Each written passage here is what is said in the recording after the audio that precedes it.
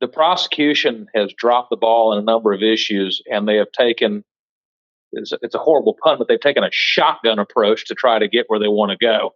And I don't think it's a great tactic. Welcome to the global phenomenon, Surviving the Survivor, where we're all just trying to survive in a rough world. What's up, STS Nation, and welcome to another episode of Surviving the Survivor, the podcast that promises to bring you the very best guests in true crime. We're nearing the end of week 4 of the Alex Murdaugh trial. Of course, he's the embattled South Carolina former attorney accused of killing both his wife, Maggie, and son, Paul. And that, my friends, is just a fraction of the story. The best guests here to break it all down. You've seen them before, and they're back here again. Father and son attorneys from the great state of South Carolina. Kim Varner has been in general practice in Greenville, South Carolina since 1979, with a major emphasis in criminal defense and domestic litigation. It's been on every TV program you can imagine, from CNN to CBS Early Show and Air Canada, as has his son, C. Grant Varner, who was born and raised in Greenville, South Carolina, and has lived there a majority of his life. He practices in multiple areas, including divorce, child custody, child support, and personal injury. Quick reminder to please follow us on Instagram, Facebook, Twitter, we're at Podcast STS. Please subscribe and hit that like button. It helps get the algorithm chugging. So without further ado, Kim, let's start with a general question. The state is getting ready to wrap up here. Did they do their job well enough? I don't think so. First, I don't think they're getting ready to wrap up, because the judge this afternoon at approximately 5:30 opened the door. That's going to delay this trial. I think we've got at least 2 weeks to go. But I don't know how long the defense is going to do and how many experts they have. But I don't think they were focused. They have a murder case. We have tried a possible murder case with no weapon, no viable motive, really no DNA, and a very poor investigation, to say the least. And at this stage, I said at the beginning, the best they could hope is a hung jury. I'm not changing that. I don't. They've got enough to establish murder beyond any reasonable doubt. And I think that their case has been very much diluted with going into the insurance fraud, the numerous fraudulent charges he had stealing from clients and everything. Now we're getting into his drug usage and his pseudo suicide attempt.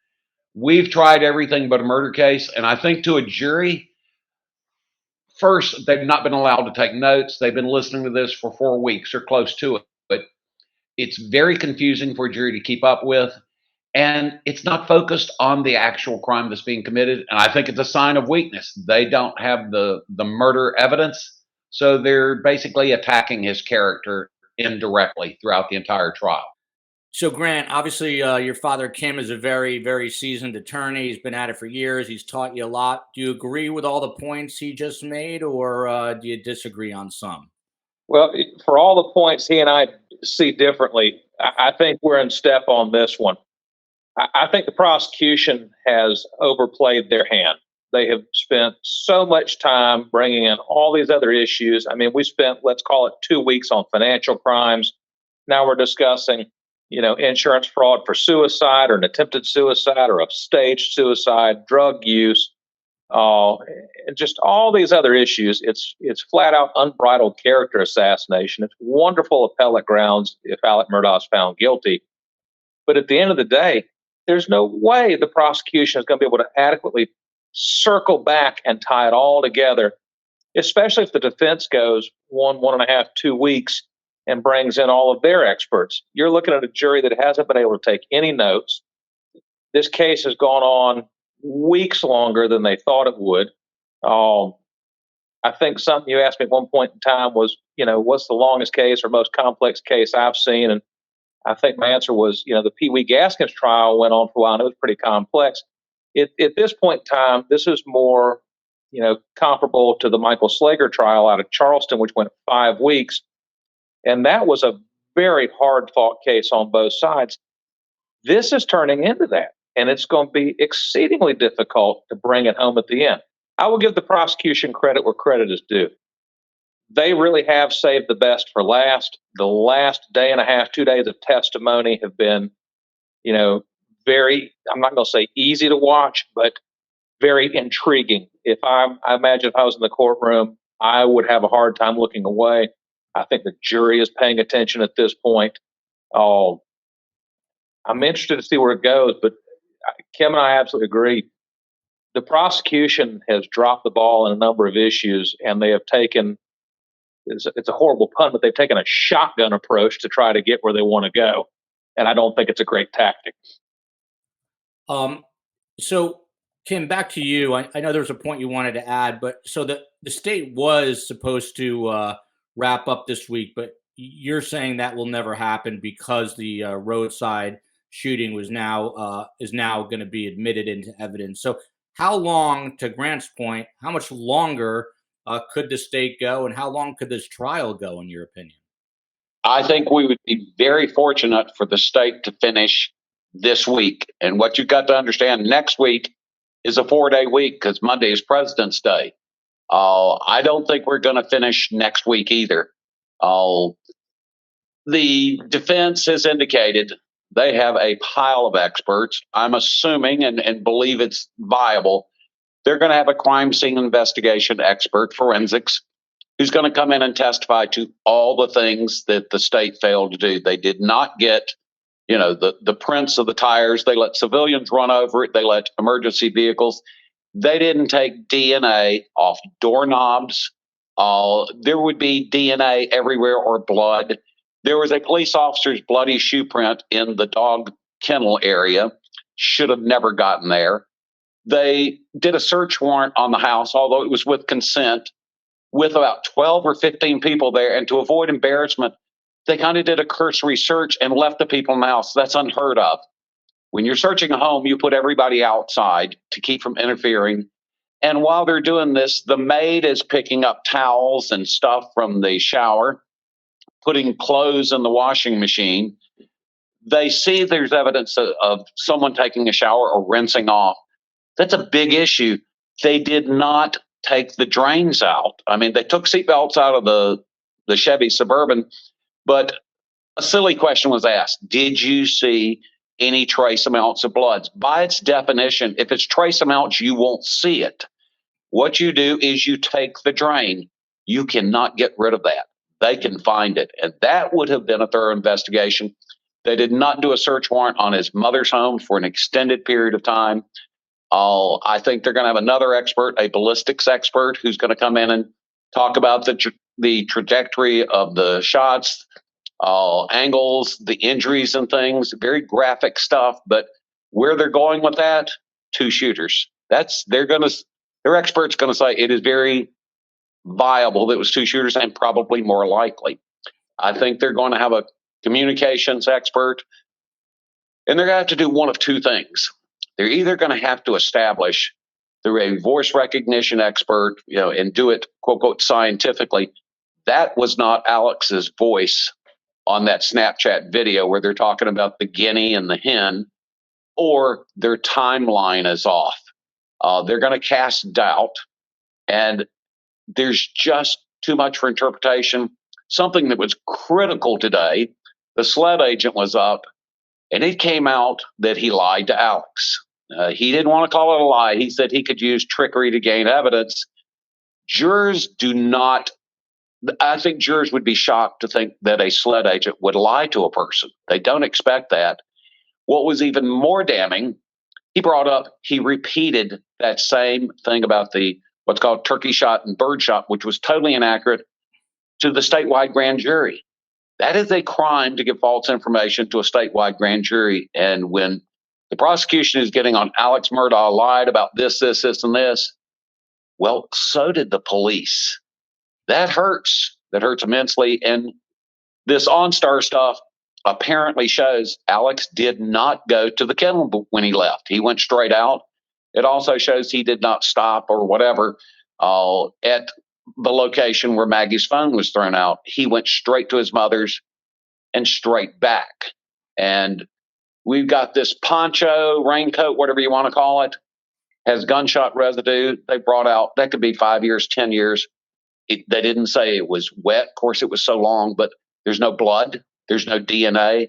And if you wrapped guns in that, there's going to be blood or DNA in that alleged poncho. But the tarp that the maid or housekeeper, caregiver said he came in with is what she thought. They never tested it. Why? There's just too many questions. Kim, I'm going to put my journalist hat on, and I'm going to, because I could see the emails already, because I get them all the time, and they're going to say, your guest is biased toward Alex Murdaugh. He's a criminal defense attorney. They might say he's an older gentleman in the state of South Carolina. What is your response to them? It sounds like you're being very straightforward and honest and following the testimony here. But to all those who are thirsting and hungering for a conviction in this case, you're simply saying the prosecution didn't do a good enough job to get that result as far as you could tell so far.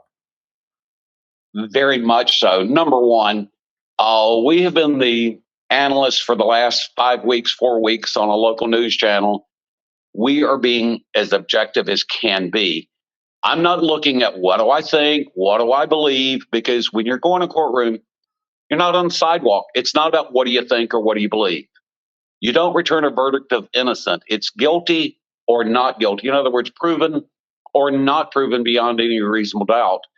And I can't fault the prosecution per se for exactly the way it's been handled, because a baker can only make as good a cake as his ingredients. That was a very poor investigation. I've talked to law enforcement officers who are, I think without dispute, they're prosecution oriented. They are saying it was a terrible investigation.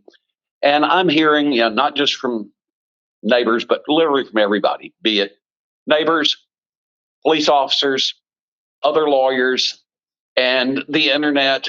There are a million theories as to what happened. What that tells me is this. If the state came up with a theory that people would buy or believe, they wouldn't be searching for all of these alternative theories. They would be focusing on the theory that was there. You're asking to get a murder conviction for a man killing his wife and his son, and there has been zero evidence of any animosity between the two of them. I've never seen a murder case that they got a conviction on where there was no animosity or no reason for it. And I'm viewing it as a lawyer. I'm viewing it as the rules of court. It's not what do I believe, what my prejudice or passions are. We all have those. But if I was sitting on the jury, I'm looking for, as the little lady in the Wendy's commercial many years said, where's the beef? I'm saying, where's the proof? Don't give me suspicion. Don't give me innuendos. Show me the proof.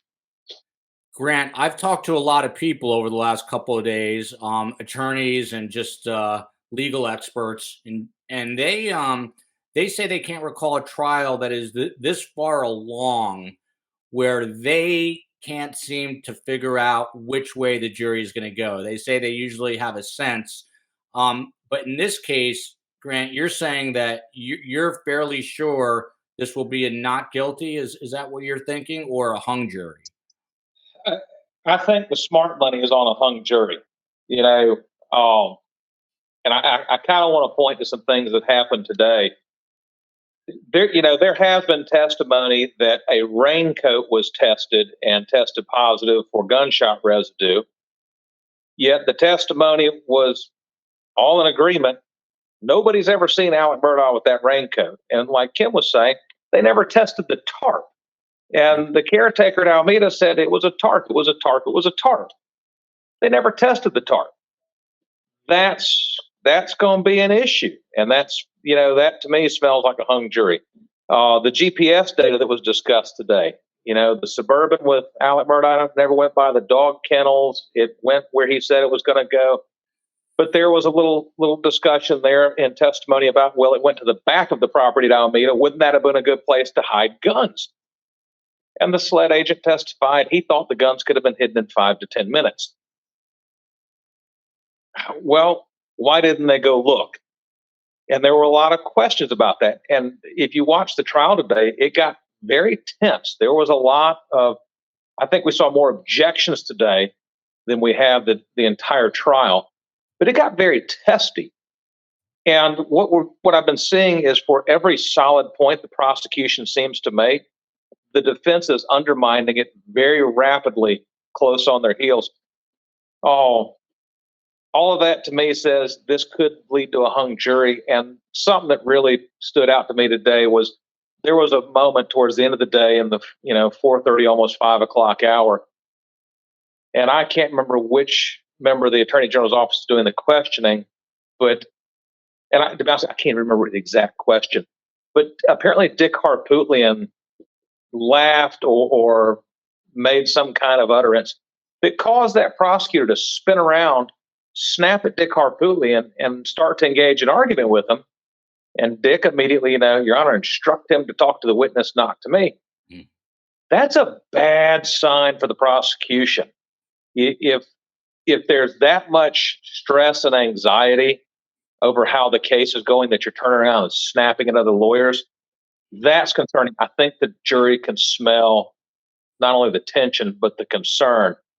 And Kim and I talked about it. There are some hard-fought trials, and sometimes that happens. But you can kind of see that the prosecutor is really struggling to try to bring it home. And if they're working that hard, it tells me they're looking at the jury and saying to themselves, I don't think we've tipped the scales yet. I think the jury still has a lot of questions. It makes me stand firm on, I think it's probably going to be a hung jury. Joel, I think one of the reasons we both say hung jury as opposed to not guilty, there's no question the state has made points. The maid testified that she has not seen that shirt he was allegedly wearing that night. That shirt has disappeared, but the rules of law are he doesn't have to produce evidence. And one of the questions today of the SLED agent is, you never asked for it, did you? The caregiver for the mother gave some damning testimony against Alex, saying when he came over, he insinuated to me, I was here 30 to 40 minutes when she thought he was only there about 20.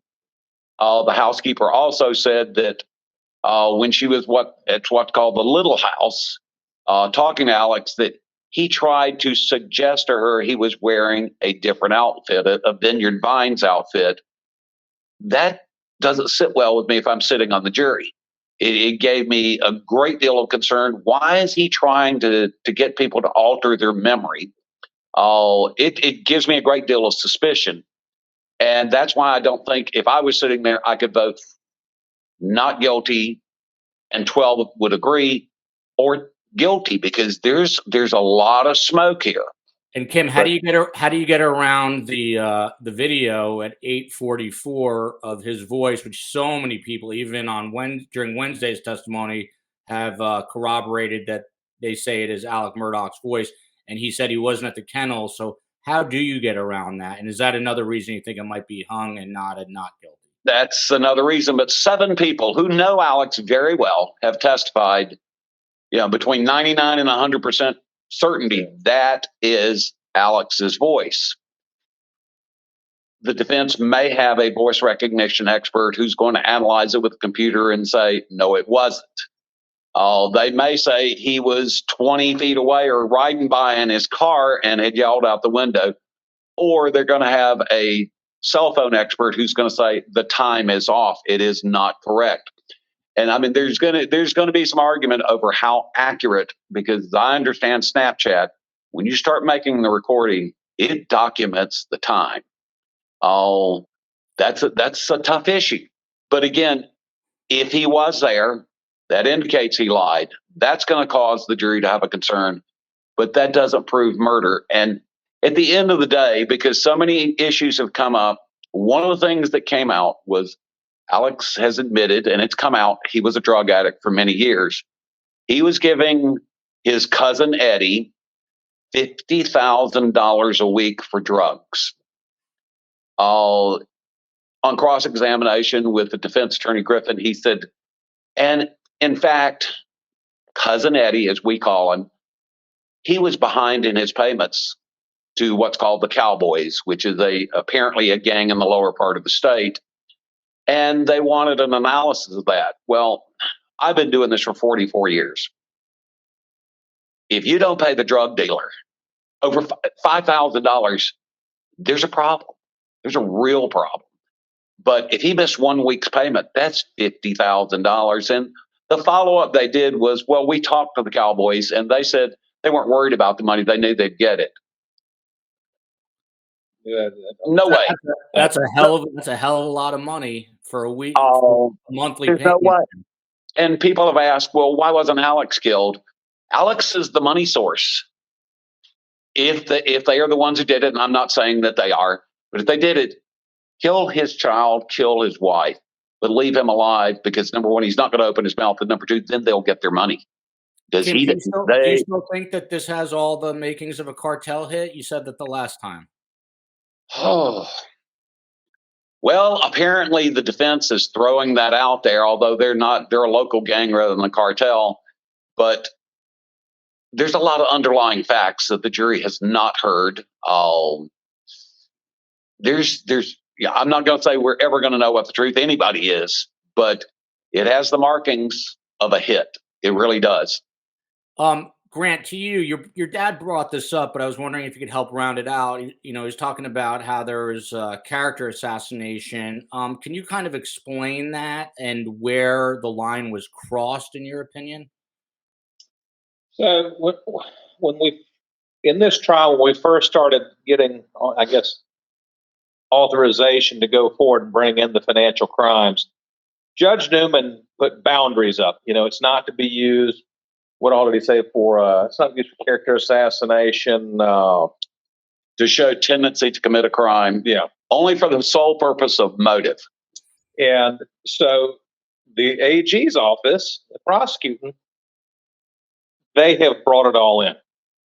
And is it a clearly defined line between character assassination and to prove motive?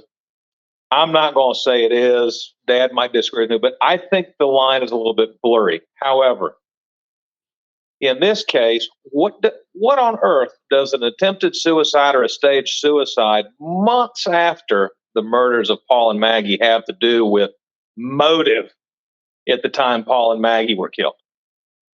Well, another thing they wanted to get, and the jury didn't hear this, they wanted to bring in evidence that Alex Murdaugh was suspected of infidelity 15 years ago. Yep. Nothing to do with motive. And there was no proof of it.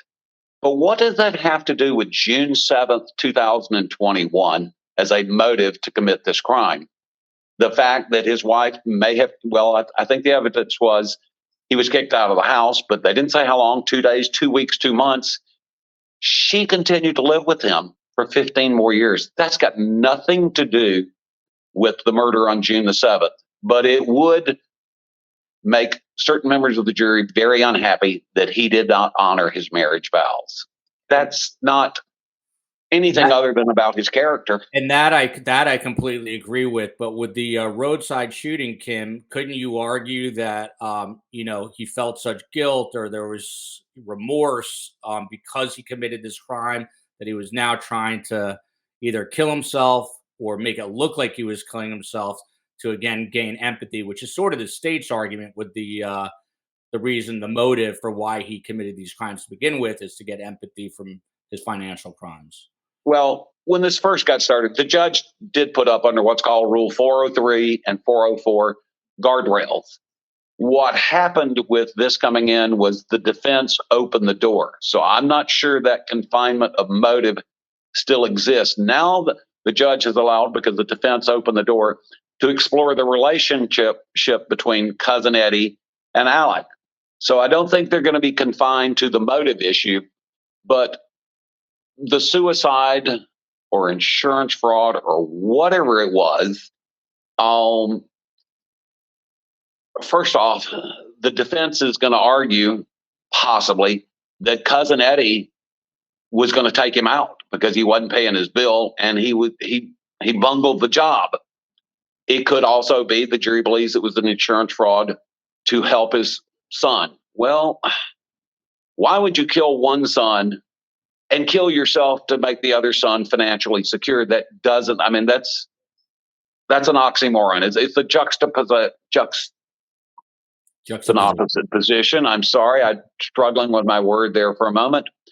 And the next thing, does anybody really believe Cousin Eddie is going to get up there and admit in a courtroom and the nation watching him that he was involved in a drug conspiracy that was grossing $50,000 a week?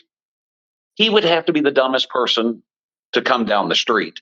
He's going to be lawyered up. I fully expect Cousin Eddie to take the Fifth Amendment, if he's smart, from start to finish. We've had his attorney on. Her name is Amy Zimmercheck, and last I spoke to her, he wasn't going to be taking the stand. That could have changed, but do you think he does take the stand now that Judge Newman is allowing all of this into evidence?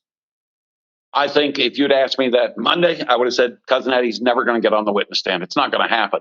After the ruling late this afternoon, I no question, the state is going to reach out to him. Now, they'll interview him. And if he is, going to tell them, I'm taking the Fifth Amendment, whatever, there's still something to be gained. Put him in front of that jury and let him say, I take the Fifth Amendment. That's going to indirectly tell the jury there was something going on. It's going to be another smear on Alex Murdaugh. So there's something to be gained. But if he says something very unfavorable or says, I'm going to help Alex told me he was doing this, for some kind of beneficial reason, the state won't call him. But I think as it sits right now, they want to call him and plan to call him. It just depends on what Eddie says in the interview and whether he's lawyered up or not. And Grant, something your dad just said, I don't know what exactly triggered Marianne Proctor's testimony. That, of course, is Maggie Murdaugh's sister. Did you think that her testimony was effective for the state? One of the things that obviously stands out is she said that after this roadside shooting, she changed her position now about Alec and what happened. She didn't say outrightly that she thought he was guilty, but the implication was there. Do you think the jury read it that way? I'm not 100% sure. So I watched her testimony, and my commentary on Fox Carolina was, at the end of her testimony, I don't know that she helped or hurt either side. She was very fair. She was very truthful. It's obvious she loved her sister. It's obvious she cared deeply for Alex and Paul and Buster as a family. And she was obviously very concerned after the June killings of Paul and Maggie for Alec and Buster. She was very concerned they might get killed. But you're right. She didn't mince her words. The attempted suicide or the staged suicide certainly changed her mind. And I think the jury can read between the lines there. It raised questions about what his involvement may be. She didn't say, I think he did it, I think he pulled the trigger, or I think he arranged it, or anything like that. But I think it certainly was steered towards, or at least the way I interpreted her testimony was, if he didn't do it, he may know who did or why it happened. That's sort of what I garnered from it. Just sort of a random thought I'm having at the moment, and you may have some more input. I still can't fathom why Alex Murdaugh would have staged a suicide. I know there was some testimony or some investigator, I think, stated in a report somewhere that he didn't realize the suicide clause had expired in his life insurance. All Alex Murdaugh had to do was shoot himself, and the $10 million would have paid to Buster, and it would have been the end of the story. I just cannot wrap my mind around this whole setup with Cousin Eddie and where it's gone. It's had so many twists and turns. So I certainly understand why Maggie's sister would have questioned what's going on out. But I also wonder, was she questioning, is he involved in the murder, or is he just flat lost his mind? Because, again, all he had to do was shoot himself, and it would have been done. Good point. I'm not so sure it was a suicide attempt anyway. It may have been a diversion. But if I was sitting on the jury out of 12 people, I understand, Joel, what your take was and what Grant just said, but she didn't say how she changed her mind. Correct. What somebody could say, and very, very believably, is I knew Alex didn't do this. I was worried about somebody hitting the family or killing the family. But after the suicide thing, I had my doubts. Rather than he's guilty or he had something to do with it, I had my doubts. I questioned myself. That can be read many different ways. So we jumped right in today. And those who missed the testimony on Wednesday, just to catch you up, at the start of the day Wednesday, Judge Clifton Newman said he was not going to allow this roadside shooting into evidence. And then at the very end of the day, the SLED agent, David Owen, he was on the witness stand the entire day.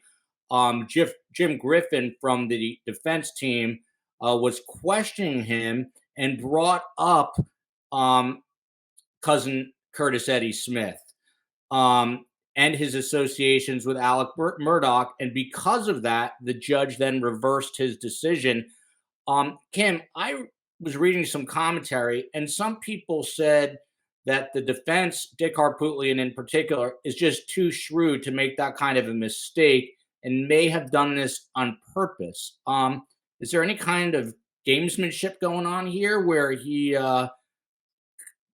purposely said something to allow this testimony into evidence? I never thought for a minute that it was a mistake. Okay. I think it was deliberate.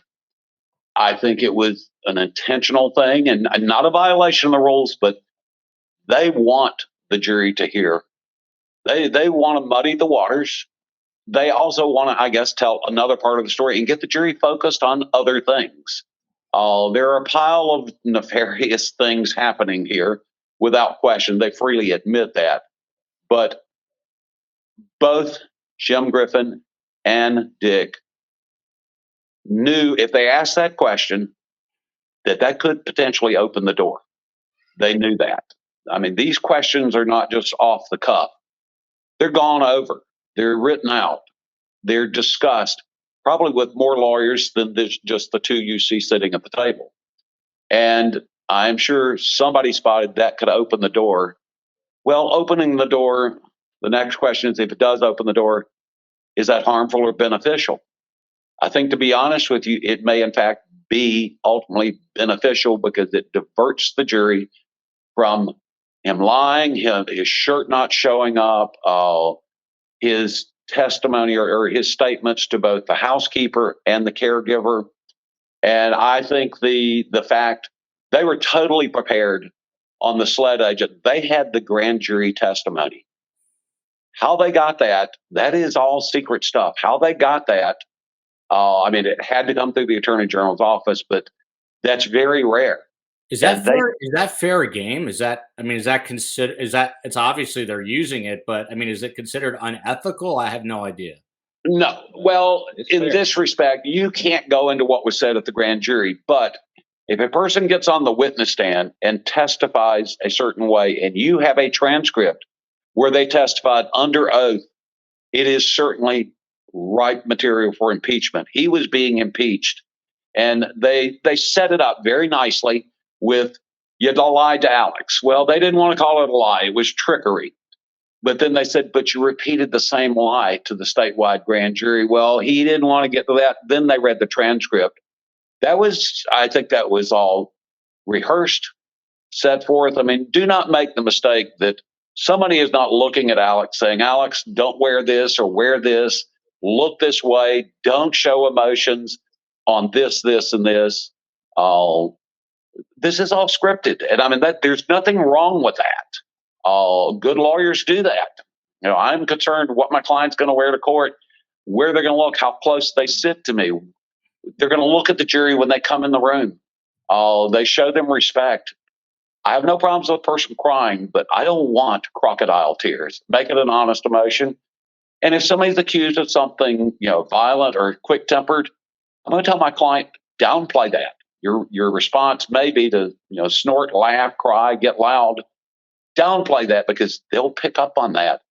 And there's 12 jurors. They're watching him. They're watching. Somebody is watching a little bit of everything at all points of times. And when they begin their deliberations, they're going to discuss all that, what each one of them saw, and they're going to see it differently. It's really interesting because logically, and I'm not an attorney, I think, oh, they admit this roadside shooting into evidence. It's a disaster for the defense. But to your point, it's just one more thing. And it, as you say, it could muddy the waters.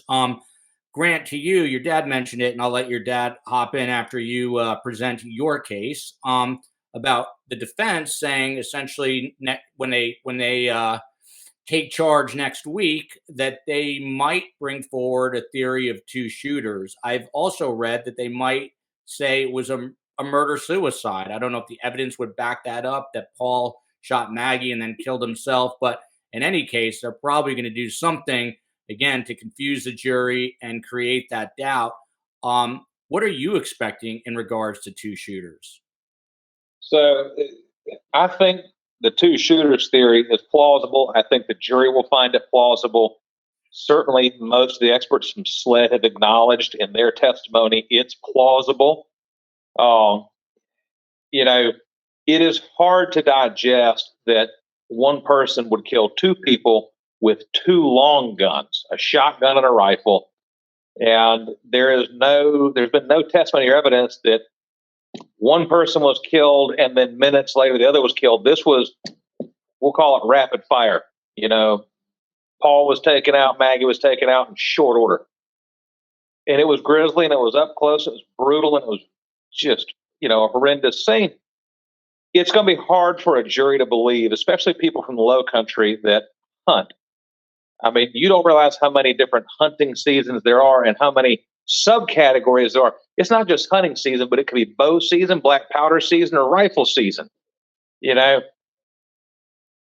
These people hunt constantly. It's going to be hard for the hunters in that area, and I'm willing to bet there are a few on the jury, to accept that that's the way it happened. It just doesn't make sense logically. As far as a murder-suicide, I'll be candid with you, Joe. I have never seen someone commit suicide with a shotgun that managed to shoot themselves more than once with the shotgun and not just leave the weapon lying beside them after they were dead. I've never seen a dead body get up and hide a firearm after the fact. So I don't think the jury would buy into a murder-suicide. I would be a little surprised if the defense went down that road and expected anybody to actually give any credibility to that at all.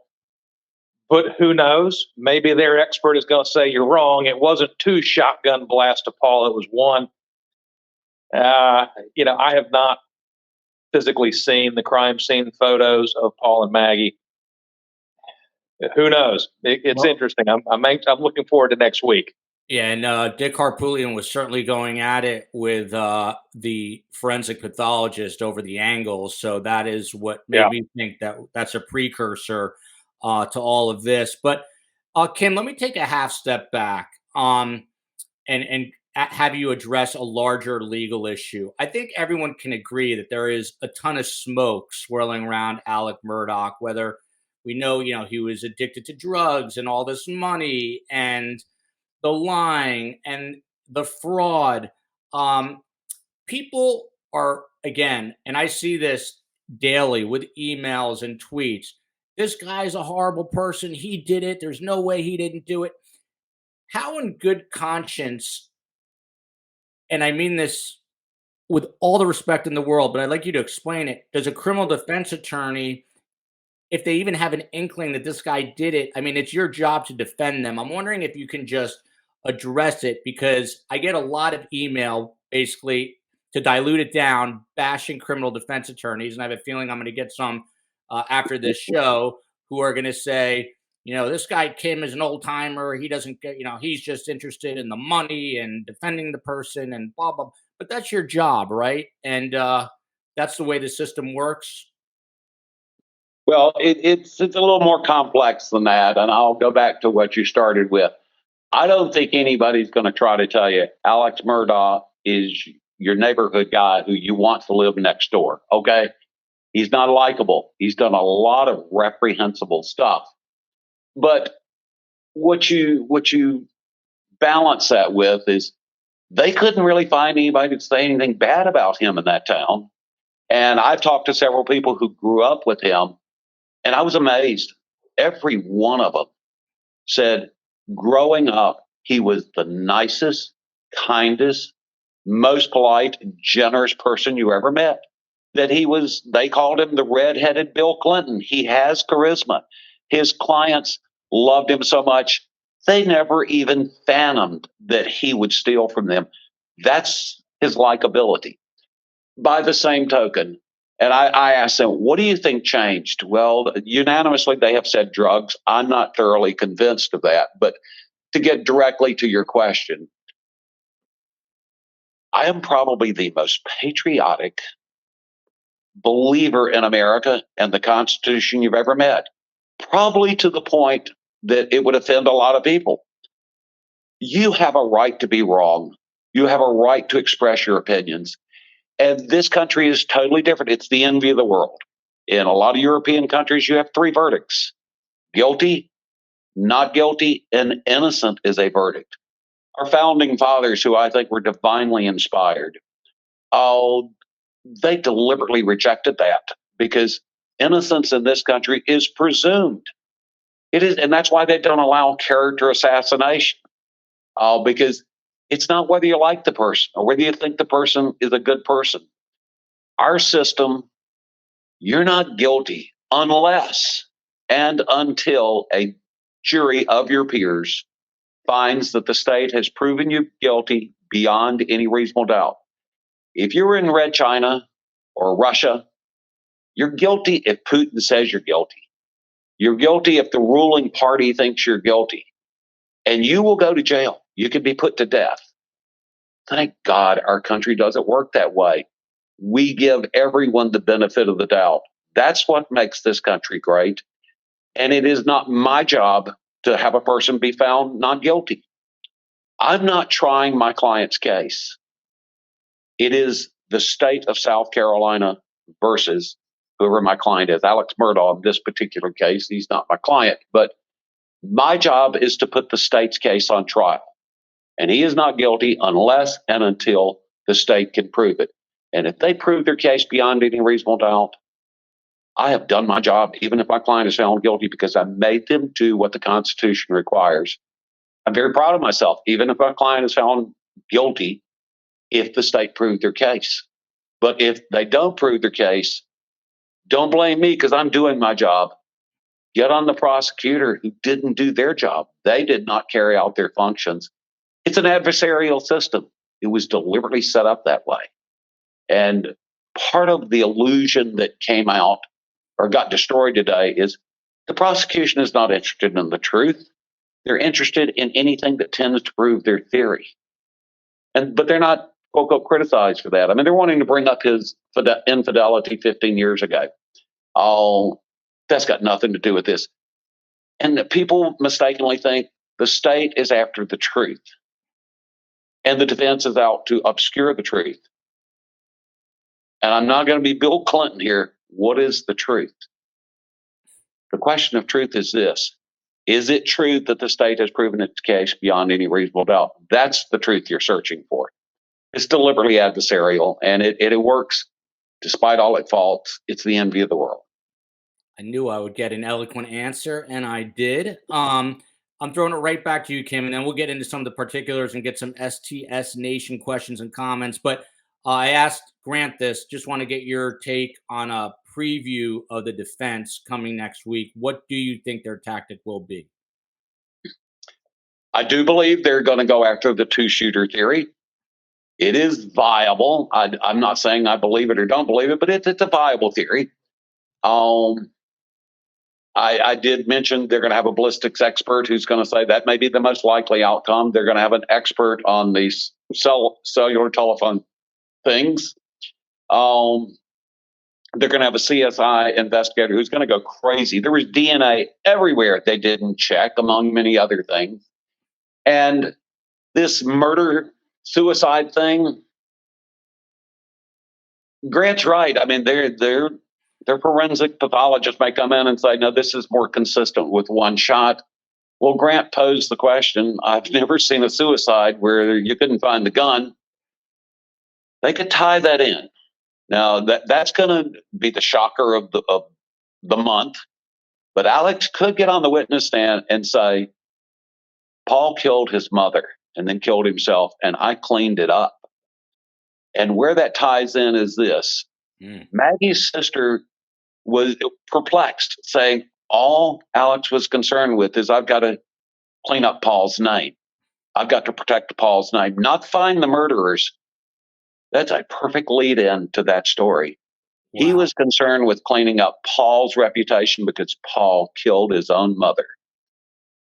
I'm not sure I can totally buy that, but he doesn't have to prove anything. But if a man would try to kill himself to get his son to have a comfortable life, that man would put himself at risk to protect the life of his other son as opposed to killing him. That's the argument that could be made. Wow. That kind of just, no pun intended, blew me away. That's really a wild thought if that was to happen. Grant, do you think AM Alex Murdaugh takes the stand? So, we've been asked this question for 3 days in a row by multiple outlets, and Dad and I are on the same page. At the end of the day today, I do not see Alex Murdaugh taking the stand. He doesn't have to. Oh, that could change, but I don't see any way possible with what we've seen so far that Dick Harpootlian and Jim Griffin even remotely consider putting him on the stand. If they put him on the stand, tell him to take his noose with him, because you've already seen how well he did in his third police interview. Can you imagine him on the witness stand? Because the prosecution's questions would go somewhere in this line. Mr. Murdaugh, you've had a drug problem for 10 years. Your drug problem is so severe, you spend $50,000 a week on your drug habit. You stole from your family. You stole from your partners. You stole from your best friend. You lied to all your clients, people who trusted you. But today, you're telling the truth? Oh, there's going to be dead silence in that room. It doesn't matter how he answers that. Oh, it's suicide for him to get on the witness stand. That would be insane, because it opens everything up, and they will eat him alive. And it's quite obvious, maybe his arrogance, maybe his guilty conscience. Don't know what it is, but if he did this, he's made a lot of mistakes. A lot of mistakes. He's underestimated so many people. And if he got up on the witness stand, if it is arrogance or narcissistic tendencies, he would be a walking time bomb on that witness stand. And the Attorney General's office would have a heyday. I mean, they'll be putting on their party hats and shooting off fireworks if he gets on the witness stand. And Kim, if Harpootlian says to him, there's no way you're getting on the stand, and Alex Murdaugh says, I really want to go up there, I need to go up there, does he have to relent? Is it the client's decision? Oh, absolutely. Absolutely. In the state of South Carolina, I think most states, if a defendant chooses not to take the witness stand, most lawyers will say, Judge, I would like for you to question him on that. Now, this is outside the presence of the jury. But the judge, it's a standard charge or read to the defendant, and they say, sir, it's my understanding your lawyers indicated you do not want to testify. Is that in fact your decision? You understand you have an absolute right under the Constitution of the United States to testify. No matter what your lawyer says or anybody else says, you're giving up this right. That is, in fact, your decision, not your lawyer's decision, not anyone else's decision. You, and sir, Alex Murdaugh, you are freely, voluntarily, knowingly, and intelligently giving up your right to testify. It is strictly on the defendant. And I had a case many years ago, a very serious case. I just about begged my client not to take the witness stand. I had co-counsel who told this woman, don't take the witness stand. Another very prominent lawyer was sitting in there, and I said, would you talk to her? He couldn't get involved, but he said, ma'am, I know your lawyer. He's very experienced. He knows what he's doing. You need to listen to your lawyer. That client basically said, I can win this case. And I told her she already had won the case. But she said, I want to tell the jury my side. She got up on the witness stand, and co-counsel and myself watched our case go in the garbage can. She single-handedly convicted herself. But you know what? That was her right. We're not there to make me happy. We're there, hopefully, to test the state's case. But that's her case. If she wanted to testify, that was certainly her right. But it was a monumental mistake. And to this extent, anybody who wants to testify probably shouldn't. It's not a good sign. And yeah, you've heard the old folks saying, doctors are terrible patients. Lawyers are rotten witnesses. They're terrible. And I think you may have seen that earlier in this trial. The boat lawyer, he did not come across well. He was not likable, I think, to the jury. He came across as greedy, angry, and I think he made the statement, nobody tells me what to do. That's not what you want in front of a jury. You want someone who's likable, kind, who will get the benefit of the doubt. You're talking about Mark Tinsley. Well, that might have been the lawyer who was just there, but I don't think he came across as a really nice guy. Okay. And, I'll be honest with you. They're going to bring out so many things about Alex if he got on the witness stand. He's not going to be likable at all. That's not smart. Maybe he's, by doing that, he'd be committing metaphorical suicide because he's got a guilty conscience or something. A couple of points about testimony on Wednesday, and then we'll get to these questions. The SLED agent, Owen, Grant, to you, admitted, yeah, I consoled him. He was very upset. And then this issue of the cell phone being on Paul Murdaugh's behind came up. The agent testified that Murdaugh told him that when he checked for Paul's pulse, his phone, quote unquote, popped out of his pocket. Owen said that Murdaugh told him he thought of doing something with it, meaning the cell phone, thought better of it, and put it back down on Paul's rear end. You think the jurors are going to sit there and go, how the heck did this phone end up on his behind?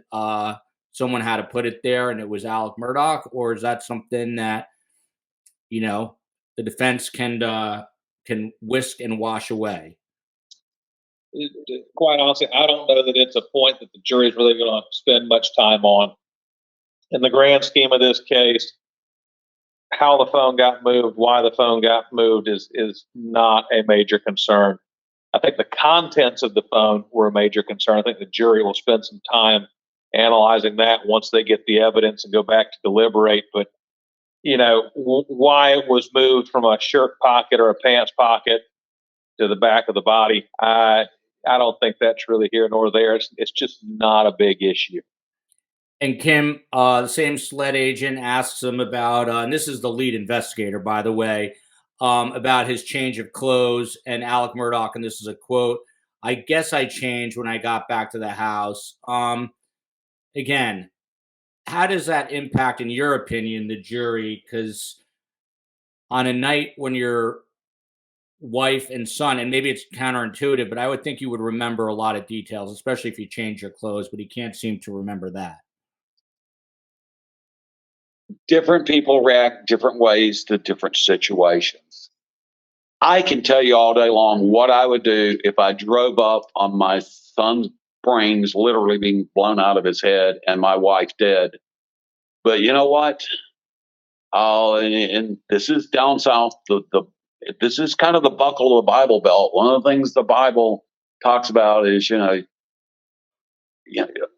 I'll do it in a colloquial expression, take it away from biblical stuff.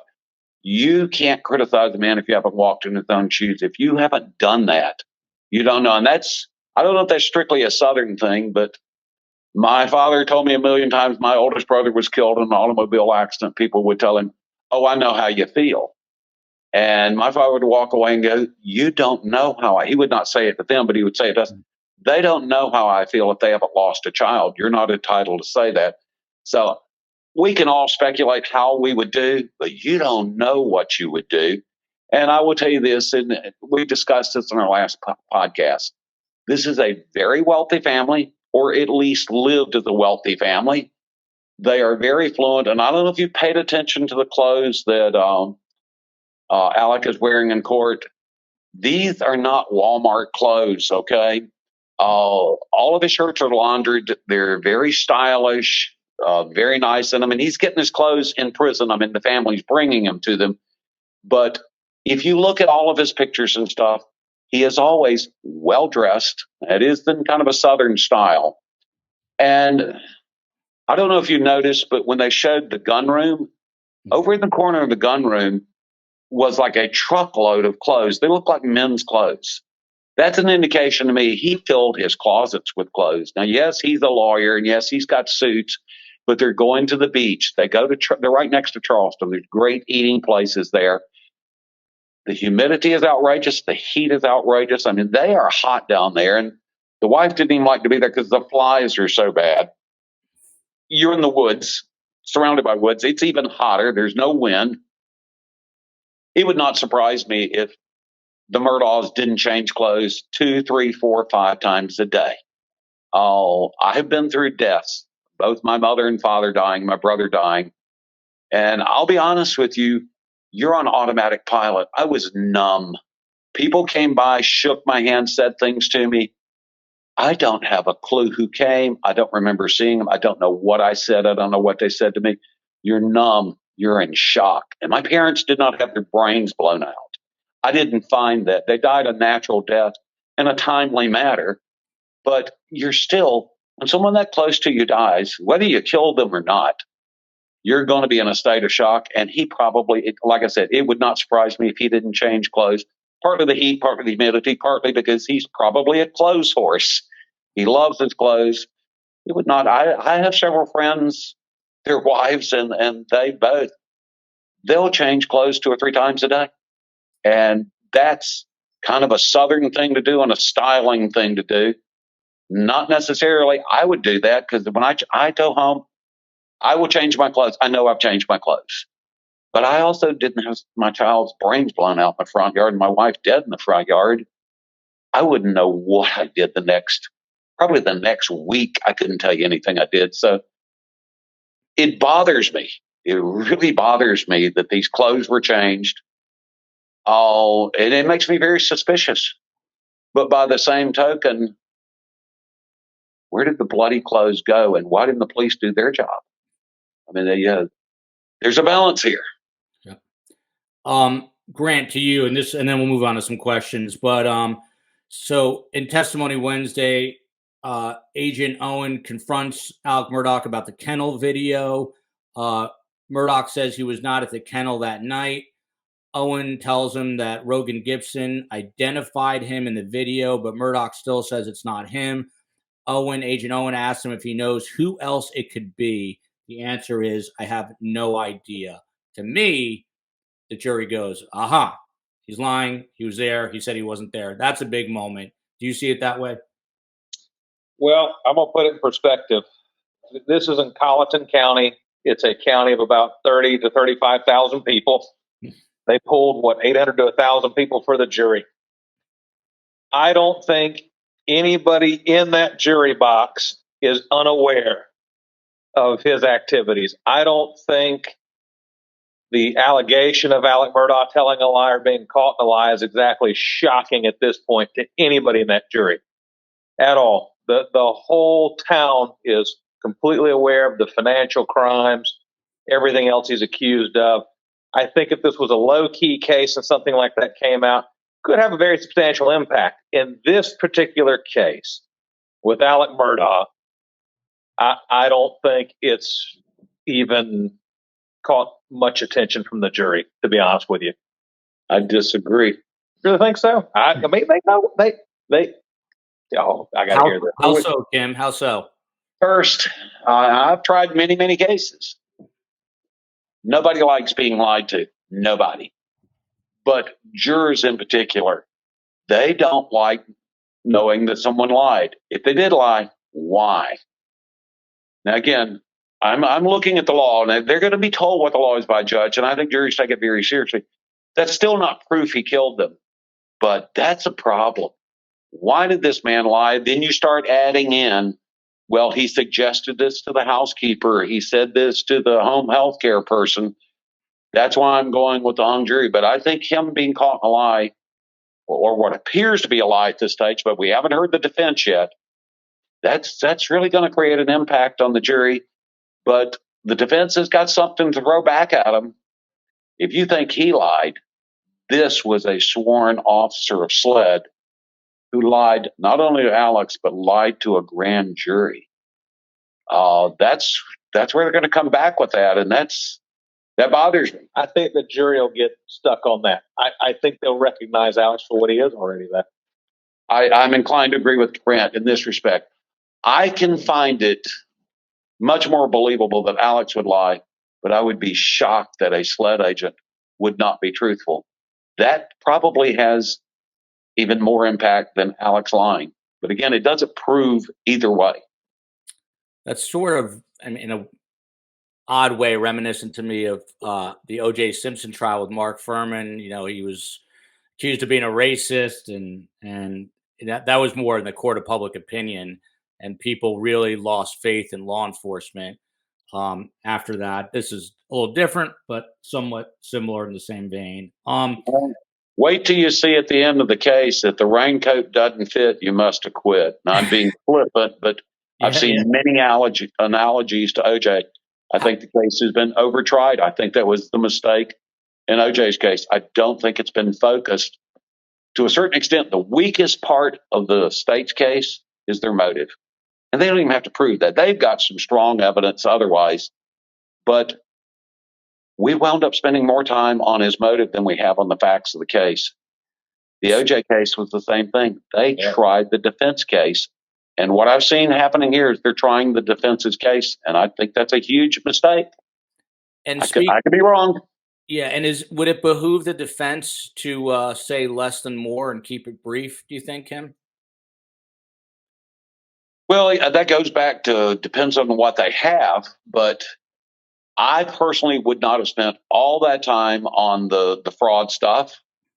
I think it was important and well timed that they brought the state attorney general's, I think, forensic examiner, forensic accountant in just to refresh the jury before they wind down, and then do the video of trying to box him in where he can't get up and explain away what they just heard him say. But I think there was way too much on everything but the murder. If it had been focused of what they had and take the position, what we have, it's not perfect, no case is, but it's enough. And you're giving the indication to 12 people, some of whom are going to point this out. If they had their murder case, they wouldn't have wasted all this time trying all this other stuff.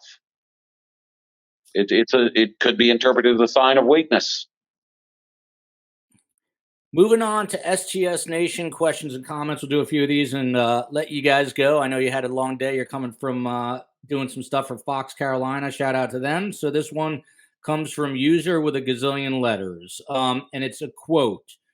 And this came up in our last episode. "You cannot rationalize the irrational," said one of your guests. That is the truth for sure. Grant, to you, that's kind of obvious. You can't rationalize the irrational, but if you're the state, you've got to prove the irrational, right? And you're thinking that there hasn't been enough proof yet to carry it all the way over to guilt of murder. Not yet. And it's a point we've hit a couple of times tonight. I think we hit it in the previous podcast. They're working on everything but a murder case. They've proven he's a liar, a cheat, and a thief. But that's not murder. Now, the last 2 days, we've seen a lot more testimony about the murder case itself. And then this afternoon, it went off the rails again. I don't know how they can rationalize the irrational. It's different in every case how you do it. But in this case, absolutely, the prosecution has gone after everything but the murder case. I don't know how they can try to rationalize a murder case or what happened there when they've spent so little of this 4-week time period actually dealing with those actions. Murder, by definition, is not rational. That's very true. That's an emotional response, and it's never a rational answer. But yet they have murder convictions all day long, everywhere, and they don't go into all these other crimes people are committing. It's forbidden. You try the murder case, and the state doesn't have to rationalize the irrational. They just have to prove that a murder occurred. They don't even have to talk about motive. I think that was a huge mistake to dev off and run into what I call a ditch with trying to explain a motive. It wasn't necessary. To me, I would have said, ladies and gentlemen, I can't even attempt to explain why a man would kill his own child, blow his brains out, kill his wife on his own property. That's not a rational thing. I'm not capable of understanding that, but I'm going to show you all the evidence. And it's circumstantial, but there is so much circumstantial evidence. There's so much smoke, ladies and gentlemen of the jury. It's more than a fire. The 1,700 acres is ablaze. We have proof a murder was committed. We don't know why. We don't know how. And it's not necessary. It's only necessary that you focus on what the evidence tells you as to who committed this murder. All right. Hold on a second, Joel. All right, we're gonna have to start wrapping up because we're gonna run out of battery with you. Okay. Joel, I probably got about I'm gonna conservatively guesstimate 5 to 6 minutes before she goes kaput on me. Okay, well, we'll let 1:12. Hang on, let me just write down this time. We'll do a couple more, and we'll get out of here. Sorry, and I'm taking time now. Just marking down. Oh no, it's fine. It's fine. I didn't want us to be in the middle of something, and all of a sudden it goes dark. We can't answer the phone anymore. It's all good. If it starts blinking, let me know. I just want to get through this then, and I'll pick it up here. So, Kim, I'm glad you're here to respond to this next comment. It comes from Amanda Hart, and she writes, I cannot comprehend people that defend this man. He has no conscience. That's how he did this. People that have a conscience, of course, cannot understand and would never do anything like any of the things he has done. He did this and should not go free. He needs to be held accountable. Followed up by Caro 1057, because we had prosecutors on the last episode who says, finally, a prosecutor. So sick of these biased defense lawyers. Kim, your response. First, Alex Murdaugh is going to wind up spending the rest of his life in prison in all probability. But put him in prison for crimes that you can prove that he did. In South Carolina, these fraud crimes are of such a magnitude that they fall into what's called the 3-strike rule. He's got 99 of them. And if he's convicted of 3 of them, that's life without parole. I don't have a problem with Alex Murdaugh going to jail for the rest of his life. He has done more damage to lawyers and our reputations than you could earn back in the next 5 years. He is not loved, I don't think, by anybody at this stage. But you know what? There's something a lot more important than Alex Murdaugh. It's our system. This is not about what you think or what you believe or you're not on the sidewalk. This is serious. This is real. And it's not just for Alex Murdaugh's protection. It's for your protection and my protection. The system is much more important than the individual. Follow the rules. You don't have to like them, but come up with a better system than what we've got. And then you can criticize the one we have.